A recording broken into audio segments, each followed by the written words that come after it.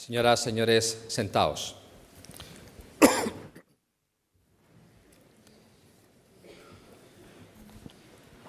Octara President Dr. McAleese, excelentísimo señor alcalde de la ciudad de Alcalá de Henares, excelentísima señora defensora del pueblo en funciones, miembros de la corporación municipal, señor director general de Universidades de la Comunidad de Madrid, autoridades, embajadores, miembros del claustro universitario, estudiantes, señoras y señores, muy buenas tardes a todos y sean muy bienvenidos a la Universidad de Alcalá. My warmest welcome to the University of Alcalá. Es un gran honor para la Universidad de Alcalá recibir a la Presidenta de Irlanda y su delegación en su primera visita oficial a España. Le agradezco mucho, Presidenta, la gentileza que ha tenido en acudir esta tarde a esta universidad, donde es usted recibida con afecto y con admiración por su trayectoria académica y profesional como universitaria, como jurista y por su compromiso con la paz y la defensa de los derechos humanos. Como es sabido, Irlanda y España mantienen desde la Edad Media importantes lazos de amistad en el ámbito educativo, cultural, religioso, científico y hasta legendario. La instauración de colegios irlandeses en varias de nuestras universidades en los siglos XVI y XVII es una de las manifestaciones más claras de esa estrecha relación. Los colegios de Valladolid, Salamanca, Santiago de Compostela, Sevilla, Madrid y Alcalá de Henares. Aunque tenemos constancia de que entre 1570 y 1640 hubo muchos estudiantes irlandeses en Alcalá, hay registros de sus nombres y lugares de procedencia de más de un centenar. El Colegio de Alcalá fue el último en ser creado en la península ibérica, ya que se fundó en 1649. Es curioso que haya sido así, teniendo en cuenta que ya hacia 1582 el padre jesuita irlandés Thomas White fue alumno de Alcalá y fue él quien 10 años después, en 1592, fundó el Colegio de Salamanca, siendo posteriormente rector del Colegio de Lisboa. Otro jesuita, John Howling, que formó parte de la fundación del Colegio de Lisboa en 1593, Portugal era entonces parte del Reino de España, fue asimismo estudiante de Alcalá en 1577. No es sorprendente la presencia de jesuitas en Alcalá si recordamos que San Ignacio de Loyola, cuyo nombre figura en las paredes de este Paraninfo, fue uno de nuestros más distinguidos alumnos, pues se formó precisamente en estas aulas entre 1526 y 1527 y ya en 1546 se fundó en Alcalá de Henares un colegio de jesuitas. Aunque el Colegio de los Irlandeses, fundado en 1649, se llamó de San Jorge, en realidad hubo dos intentos anteriores. El primero, en 1626, debido a Francisco de Tejada y Mendoza y su esposa Teresa de Mendoza, que querían establecer un seminario para irlandeses bajo la advocación de Nuestra Señora de la Conversión, que no prosperó por motivos testamentarios. Y el segundo intento, Presidenta, creo que le agradará saber que se debió a John O'Neill, hijo del gran Hugh O'Neill de Tyrone, en la provincia del Ulster, que luchó contra Isabel I de Inglaterra y fue derrotado en la batalla de Kinsale en 1602. Los O'Neill se tuvieron que exiliar y prestaron un gran servicio a la corona española. De hecho, John O'Neill sirvió con los ejércitos españoles en Flandes y fue educado en el Colegio Irlandés de Lovaina. El deseo de John O'Neill de fundar un colegio en Alcalá con el nombre de San Patricio, como ha escrito uno de los más ilustres historiadores que nos acompañan hoy aquí, Óscar Recio, fue muy bien acogido por la colonia irlandesa alcalaína, de la que formaba parte uno de nuestros catedráticos de teología, que era Richard Gould, que fue aspirante al arzobispado de Tuam en County Galway en 1629. El Colegio de San Patricio se creó, aunque hay confusión sobre la fecha exacta. Unos dicen que en 1630, otros que en 1635, según recogen los anales complutenses, que indican también que el traje de los estudiantes irlandeses era un manto de color pardo, con muceta y en medio una cruz, a lo que luego se añadiría una beca de color verde, posiblemente en relación con su país de origen. Ese colegio tuvo, sin embargo, una vida efímera y fue cerrado a los pocos años debido a conflictos internos. La fundación definitiva de un segundo colegio irlandés vino, como decía antes, en 1649, gracias al impulso y la donación de un varón portugués, Jorge de Paz y Silveira, y su viuda, Beatriz de Silveira. Este colegio fue denominado de San Jorge y se construyó en la calle Escritorios, donde todavía hoy se mantiene parcialmente, destinado en la actualidad, en honor a los irlandeses, a los estudiantes extranjeros que acuden a Alcalá a estudiar la lengua española. A lo largo de sus 136 años de existencia, porque el colegio se cerró en 1785, fue el único colegio de la universidad dedicado exclusivamente a la formación de estudiantes extranjeros y, en concreto, de católicos irlandeses, provenientes de casi todas las diócesis de Irlanda. Se calcula que entre 300 y 400 irlandeses fueron formados en este colegio durante ese periodo, contribuyendo así a la misión en Irlanda, the Irish Mission. Entre ellos, muchos provenientes de Irlanda del Norte, de diócesis como Armagh, Clogher, Dromore y Kilmore. Aunque he venido refiriéndome con cierto detalle al Colegio Irlandés de Alcalá, no es esa, naturalmente, la única relación entre la Universidad de Alcalá e Irlanda. En fechas más recientes, y gracias a la intervención de la Embajada de Irlanda en España, la Universidad de Alcalá ha reforzado los lazos de cooperación educativa con diversas universidades irlandesas. Con la mayoría de ellas tenemos suscritos convenios de intercambio de profesores y estudiantes. La presidenta ha tenido, yo creo que el placer de saludar a muchas de las estudiantes irlandesas que están con nosotros en Alcalá. Permítame destacar, de todas maneras, solo uno. Es el suscrito en el año 2007 con la Universidad Nacional de Irlanda en Maynooth, que alberga los archivos de los colegios irlandeses de Europa y con la que la Universidad de Alcalá viene trabajando estrechamente desde entonces, sobre todo con el Instituto de Investigación en Humanidades, Anforas FEASA, y con los departamentos de Económicas, de Historia y de Español. Se está trabajando en estos momentos en proyectos de colaboración entre la Facultad de Documentación de la Universidad de Alcalá y este instituto en el campo de la digitalización documental.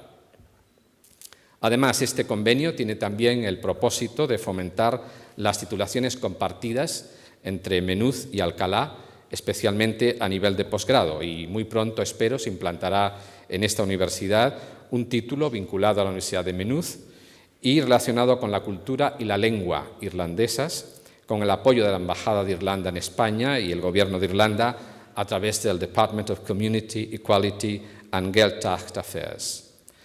Esta misma mañana, y con ocasión de su visita, Presidenta, hemos celebrado en esta universidad una jornada con investigadores irlandeses y españoles que han puesto de manifiesto las múltiples conexiones entre nuestros dos países. But, President, the links between Ireland and Spain are fortunately not restricted to the Irish colleges or constitute a thing of the past. We are, I think, very lucky that our two countries have been building bridges, as you might like to say, during the 20th and 21st centuries. We are indeed very happy and proud in Alcalá to evoke one of the greatest Irish writers of the 20th century, Kate O'Brien from Limerick, who was such a close friend of Spain. As is well known, she visited this country between 1922 and 23, and images and references to Spain appear in several of her novels, most notably in Mary Lavelle, as well in her travel book on Spain, Farewell Spain, published in 1937, where she openly expressed her Republican sympathies. She also wrote a life of Saint Teresa of Avila, but probably she is better known for her successful novel set in the 16th century, That Lady, published in 1946. We cannot help mentioning this lady, Ana de Mendoza, Princess of Eboli, at this university. As her lover and also main character in the novel, the Secretary of State of King Philip II, was Antonio Perez, and his name is also on the wall over there, because Antonio Perez was a student here. The novel is also full of references to Alcalá de Henares itself, to the university, as well as to the palace of Pastrana, where the princess was living in seclusion.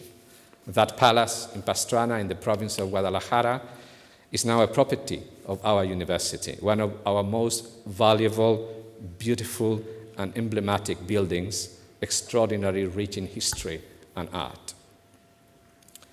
We also have a great appreciation in Spain, and particularly here in Alcalá, for Walter Starkey, the founder of the British Council in Spain, then called Instituto Británico, in 1940, immediately after the end of the Spanish Civil War.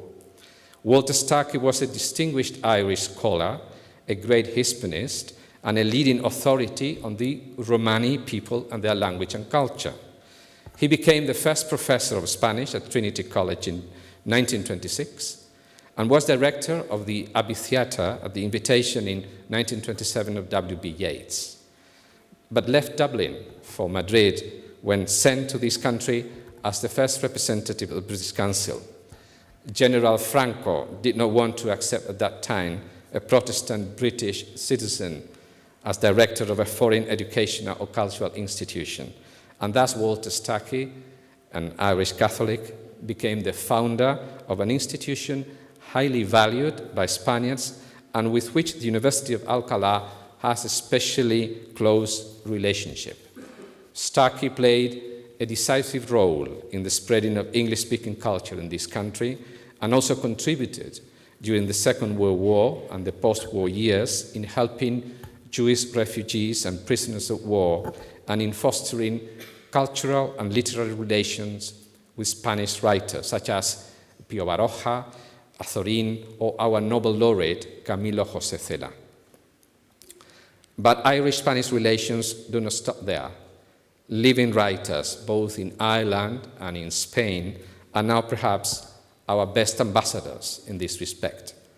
I think of a writer such as Comte Toibin, who has written so much about Spain, particularly Catalonia and Barcelona, as among many others, his latest book of short stories, The Empty Family, published last year, proves.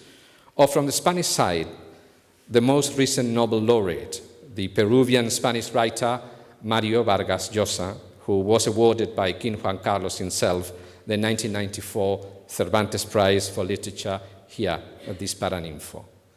His latest book, also published last year in 2010, El Sueño del Celta, The Dream of the Celt, or the Celt, bears witness to the Spanish interest in 20th century Irish history, and particularly in the fascinating and polemical personality of the Irish patriot, revolutionary and nationalist Roger Casement and his involvement in Congo, Peru, and the Easter Rising in 1916, which finally implied for him his execution for treason to Britain.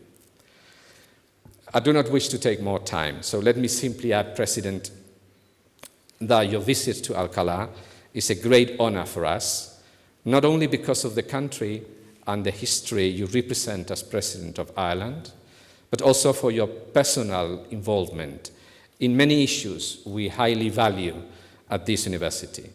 Issues connected to human rights, to the defense of peace, to the advancement of knowledge, and to the fight for civil liberties, equality, and dialogue in your community. You have set an excellent example in your public activity in all these areas, an example for our students and our staff we highly appreciate. For all those reasons, as the Secretary General of the University will now formally declare, the Council of the University of Alcalá has decided to award you our highest distinction, the Medal of Honor. We shall certainly feel Ireland more closely linked to Alcalá after your visit. Thank you.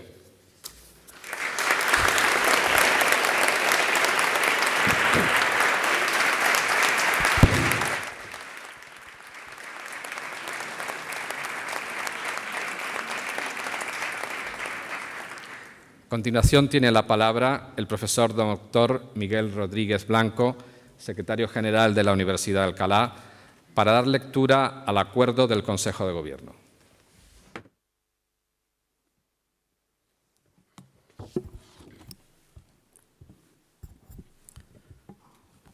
Secretaría General, Consejo de Gobierno. El Consejo de Gobierno de la Universidad de Alcalá, en su sesión ordinaria del 16 de diciembre de 2010, acordó conceder la Medalla Honorífica de Oro de la Universidad a la Presidenta de la República de Irlanda, McAleese, en reconocimiento a los tradicionales y actuales vínculos de amistad y cooperación entre Irlanda y la Universidad de Alcalá, por sus méritos académicos y profesionales como reputada jurista y académica, que ha sido distinguida con numerosos doctorados honoris causa en Derecho y en Letras por parte de universidades de todo el mundo, y por su formación académica en lengua española, así como por su dedicación cívica en defensa de los derechos civiles, tal como pone de manifiesto su activo papel como académica y política en pro de los derechos humanos y la paz. Alcalá de Henares, a 22 de marzo de 2011, el secretario general de la Universidad, Miguel Rodríguez Blanco. A continuación, recibe la Medalla Honorífica de Oro de la Universidad de Alcalá la Presidenta de Irlanda. Mary McAleese, acérquese para recibir la medalla.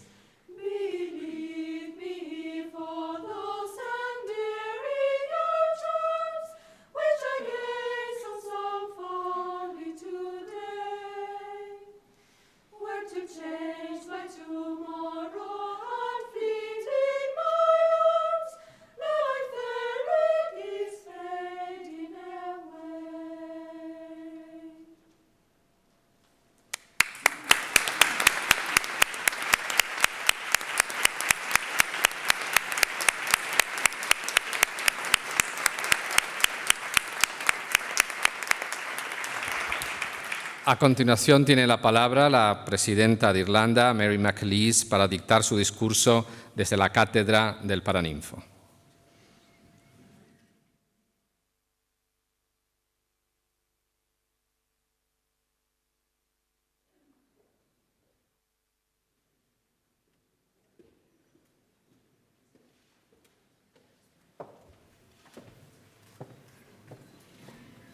rector, alcalde, señoras y señores, estoy profundamente emocionada en esta ocasión y encantada de aceptar de esta distinguida universidad su Medalla de Oro. Lo hago con un gran sentido de servicio hacia mi país, hacia sus eslabones con España y hacia las generaciones pasadas cuyas vidas forjaron estos eslabones en tiempos muy oscuros cuando España nos dio refugio y ayuda.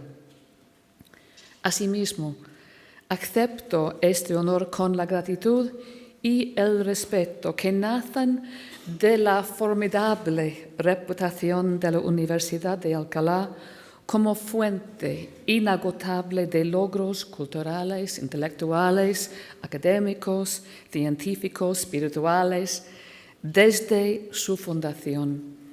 Como saben, los irlandeses tenemos pasión por la literatura y, por lo tanto, este honor conlleva aún más resonancia al saber que cada año reciben aquí el premio Cervantes los más grandes escritores en lengua española. No cabe duda de que existe una empatía especial entre nuestros pueblos y como visitante frecuente a España desde hace 45 años, doy fe de ello con mi propia experiencia. Las razones de esta afinidad son profundas y complejas, aunque Salvador de Madariaga, en su libro Carácter y Destino en Europa, ofrece una sencilla explicación al decir que los irlandeses son en realidad españoles, que se equivocaron de rumbo y terminaron por error en el norte. ¿Estamos de acuerdo, no? Sí, todos de acuerdo. There is a long-standing mutual fascination between Ireland and Spain. It expresses itself, as we have heard in your wonderful oration, Rector, in so many, many, many different ways. From the great Irish colleges that flourished here in Spain in the 17th and 18th centuries in this very place, when our people were denied education at home, to the literary figures whom you mentioned in more recent times, Kate O'Brien, the young Tyrone poet, Charlie Donnelly, who gave his life in battle here in 1936, like my first teacher of Spanish, Ian Gibson, with his masterfully scholarly biographies of major Spanish artists. It was from him I first heard those words, verde que te quiero verde. And I said to myself, I have said this before this week, who is this writer from Spain who dares to write about green? The Irish own green. We have 40 shades of green. We are the Emerald Isle. And then in that one sentence, I began to understand that other people saw green differently. And I was introduced to the great greens of Andalusia and to her beautiful culture. I think too of novelists like Colm Tobin and his love of Catalonia, which you have already mentioned. The list is extensive, so extensive we could spend a very long time probing and never ever get right to all of it. Thankfully, there is so much of it. It's wonderful to hear you tell of all the magnificent stories of all the past students who came from Ireland during those difficult times, and to have met through the front door another group of Irish students. The only difference this time is, I suspect the first group were all males. Ireland has changed considerably. Everybody I met today was female, right, girls? And I'm glad to see that the Irish women are making new history in Alcalá de Henares. Some think that this fascination with each other, the Irish with Spain, the Spanish with Ireland, has its roots in the legends that exist in both countries, that the first Celtic inhabitants of Ireland came, in fact, from the Iberian Peninsula. Tradition in both Galicia and certain parts of Ireland point to the idea that the inhabitants of Ireland were the sons of Mil, who sailed for Ireland from the Tower of Hercules at A Coruña. And these legends, interestingly, are now supported by the most recent genetic research in our countries. Along the southern and western coasts of Ireland, there is archaeological evidence that survives from Neolithic times right through the Bronze and Iron Ages of commercial, cultural contact regularly between Ireland and Spain. And this work reveals a lot about the frequency and the intensity of these contacts. But I think even more intriguingly is the research in DNA mapping conducted by Trinity College Dublin, which provides further evidence that the Irish and the Spanish truly are first cousins. There are also place names in Ireland which evoke Milesian legends, recall the Galician, Asturian, Cantabrian, the Basque merchants and mariners who traded on the Irish coast. And reports by envoys sent by the court of Philip II, they show that the inhabitants of certain coastal towns in Ireland spoke Spanish, owing to the frequency of contact with Spanish traders.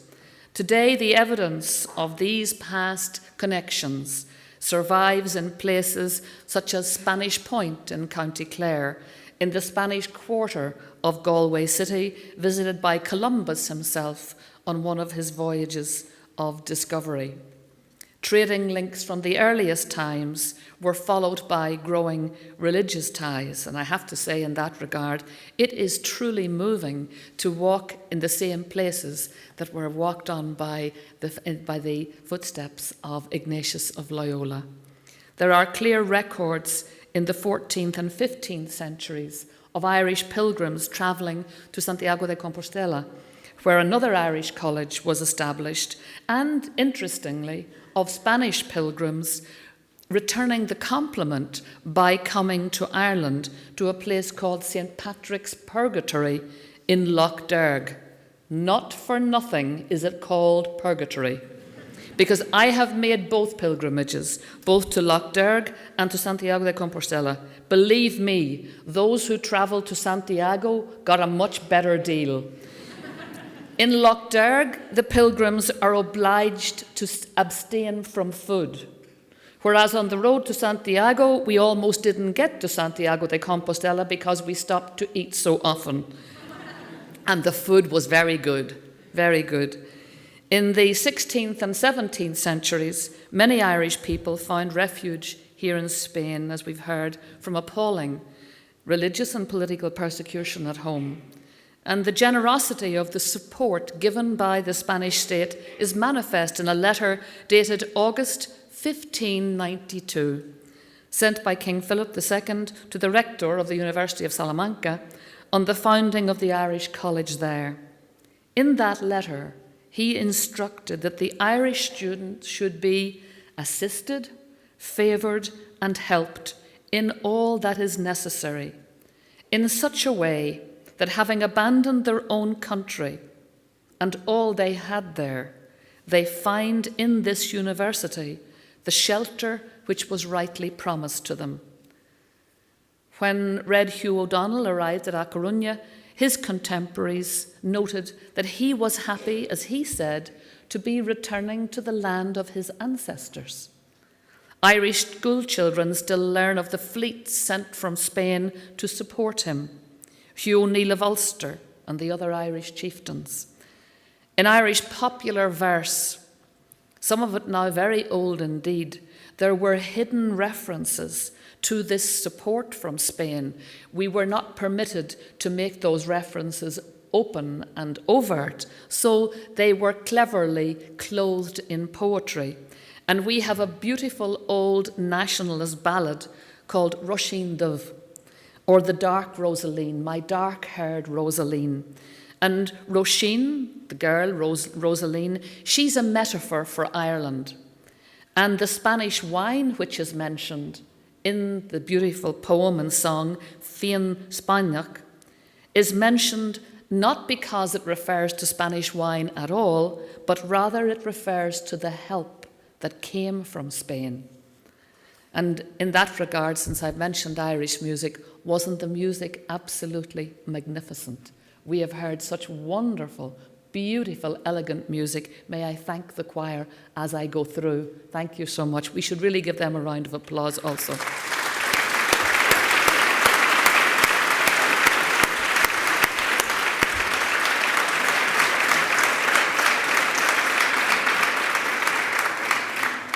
The spirit of generosity was also evident with the foundation of the Irish College here at Alcalá de Henares. Although it is the smallest and perhaps least well-known of the Irish colleges in Spain, that College of St. George was to produce hundreds of graduates who returned to Ireland, where they enriched the people that they served intellectually, culturally, educationally, spiritually, with the wealth of education and experience received here. And they and the other Irish colleges helped to preserve not only our distinct cultural identity, but they also facilitated a wide Irish engagement with the rest of the world. Indeed, not all graduates returned to Spain, or to Ireland. Not all Irish graduates of this university and the other colleges. Some of them stayed. Many of them pursued careers in Spain and throughout the Spanish-speaking world. They worked as merchants, as mariners, as administrators, as governors, soldiers, academics, clergy. Many of them repaid their debt to the Spanish state with a loyalty and an industry that was lifelong. They integrated into Spanish society. They include, incidentally, 2 prime ministers of Spain of Irish origin, Ricardo Wally Devereux and Leopoldo O'Donnell. They include viceroys and governors in Spanish America, like Juan O'Donoghue and, of course, Ambrosio O'Higgins. Diplomats such as Thomas Fitzgerald, Patrick Lawless, Carlos McCarthy, Dermithio O'Mahony. Naval commanders such as Philip O'Sullivan Baird, who was also something of an historian, and Diego Fitzgerald. They included military reformers, great military tacticians, Alejandro O'Reilly, Vicente Quindelan, Guillermo de Lacy. Distinguished medical authorities, Timoteo Scanlon, Diego Purcell, and intellectuals of European-wide stature, such as Florencio Conry and the famous Luke Wadding. There are also merchant and banking houses of Irish extraction in Cádiz, Seville, Malaga, Tenerife, as well as sherry houses. We're Irish. The odd drink will appear. Irish origin, of course, in Jerez de la Frontera, Garveys, the Osbornes, the O'Neills, all famous names associated with sherry. Families like these, in turn, organised extensive trading and financial networks for Spanish exports, not just to Ireland, but throughout Northern Europe during the late 17th and 18th centuries. And one of those families, very well represented here this evening, was that of the McColgans, or Collogans, in Tenerife. It was lovely earlier this evening here to receive an illustrated volume of the history of that family, which is truly fascinating and so deserves to be known to a contemporary audience. And I'm delighted that its author, Carlos Collogan Soriano, and I think the entire of Tenerife are here tonight, so many of them here tonight.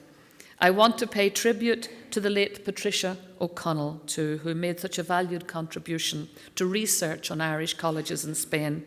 She was the author of a very handsome, comprehensive history of the college here in Alcalá.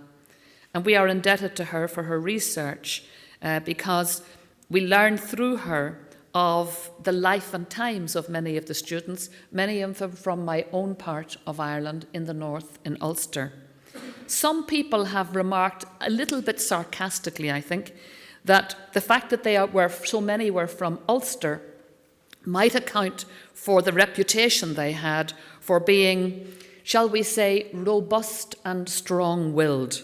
So strong-willed that they gave the college authorities considerable concern. For example, the archival sources tell us of the story of a student of Bernard Cahan. Back in 1681, he was reported for being quarrelsome. This should be a lesson to people who teach in universities today. He was reported for being quarrelsome, and he had in his possession a long arquebus with an engraved stock, una arcabuz largo con la caja grabada.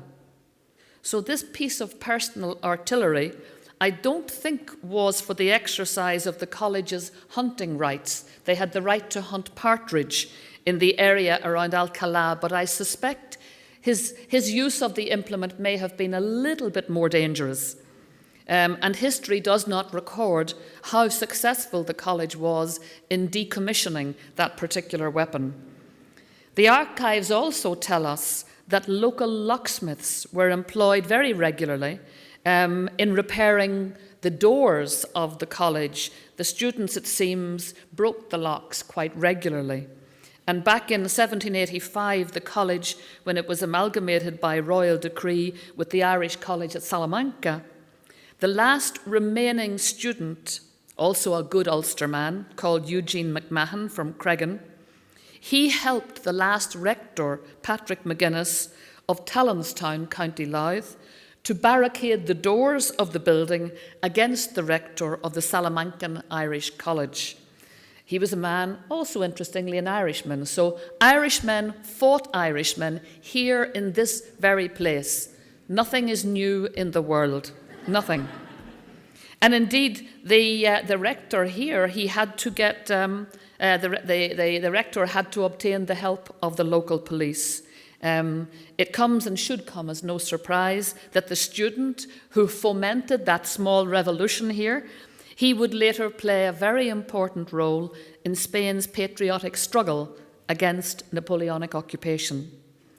Signor Rector, it is surely deeply moving to know how much fascinating detail connects Ireland and Spain through the lived lives of so many fascinating people. It's their hearts, their hands that created the bonds we celebrate today. Importantly, we build on them today. And as we do, we acknowledge the debt that we owe to those scholars who continue the historical research that allows us not just to understand our past better, but actually allows us to understand our very selves, our souls, our spirit better. And for that reason, I particularly welcome the formal declaration concerning the establishment of a Council of Spanish-Irish Historical Studies. It was signed this week in Madrid between representatives of Ireland's Royal Irish Academy and the Real Academia de la Historia and the Consejo Superior de Investigaciones Científicas aquí en España. The declaration will, I think, be very important, for it affirms our strong commitment to future cooperation, to an effective structure to promote collaborative research projects. And it's also important too to say that back in 2007, the Spanish Ministry of Defence, working with Trinity College in Dublin and University College Dublin, published a CD-ROM entitled La presencia irlandesa en los ejércitos de la monarquía hispánica, and it contains biographical information about 20,000 Irishmen who served in the Spanish armed forces during the 16th to the 18th centuries. It's data that was collected by Dr. Oscar Recio Morales, a graduate of this university, who I'm delighted to say I think is here with us this evening. Previously, he was a research fellow in Trinity College Dublin, working on the joint Trinity College, University College Dublin Wild Geese Regiments database project. And I'm also looking forward to the completion of the Maynooth-based Irish in Europe project, funded by the Irish Council for the Humanities and Social Sciences. These are very important information bases which will tell us a lot about Irish migration to early modern Europe, and of course give us tremendous information on the many thousands of Irish migrants to Spain. These are our shared patrimony. They belong not to Ireland, not to Spain, but to us both. They are our pride. They are our narrative. Señor Rector, considero que mi visita y este evento de hoy forman parte de un proceso por el que dos viejos amigos, España y Irlanda, se reencuentran y recuerdan la riqueza de su legado histórico. La enseñanza ha sido y sigue siendo uno de los pilares centrales de nuestra relación. Generaciones de estudiantes irlandeses en el pasado se han beneficiado de la inspiración que ofrece esta y tantas otras universidades españolas. Esta cooperación continúa hoy en día. He tenido el placer, antes de la ceremonia, de conocer a un nutrido grupo de estudiantes irlandeses que estudian aquí bajo el programa Erasmus. Estoy encantada de saber que existe un acuerdo formal entre esta Universidad de Alcalá y McAleese y conocer los avances que se han logrado en el desarrollo de un curso de estudios irlandeses para estudiantes españoles interesados en conocer la Irlanda contemporánea. La presencia aquí hoy del presidente de la Universidad de McAleese, profesor Tom Collins, atestiga la fuerza de esta relación. En nombre de estas generaciones irlandesas, pasado y presente, y en mi calidad de representante del pueblo irlandés, y también de una manera muy personal, muy entrañable, me conmueve y me honra aceptar hoy esta prestigiosa medalla. Muchísimas gracias. Mil gracias.